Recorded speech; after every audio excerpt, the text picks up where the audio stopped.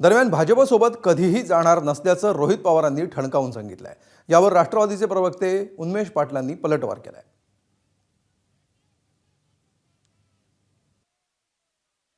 पण उलटही होऊ शकतं।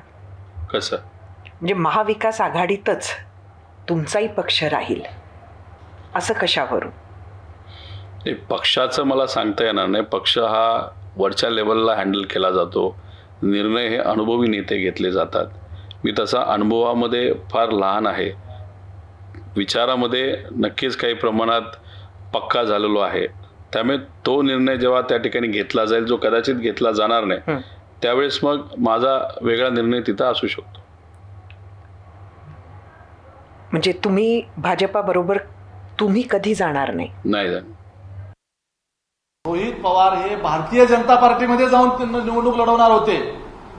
रोहित पवारांनी त्यावेळेला परिवारामध्ये पवार साहेबांना धमकी दिली होती की जर मला तिकीट दिलं नाही तर मी आणि माझा परिवार भारतीय जनता पार्टीमध्ये प्रवेश करू आणि तिकडून निवडणूक लढवू, अशा पद्धतीची धमकी रोहित पवारांनी दिली होती। आणि तेव्हापासून रोहित पवारांचा सातत्यानं अशा पद्धतीनं मानसिक छळ करणं, ब्लॅकमेलिंग करणं हा उद्योग चालूच आहे।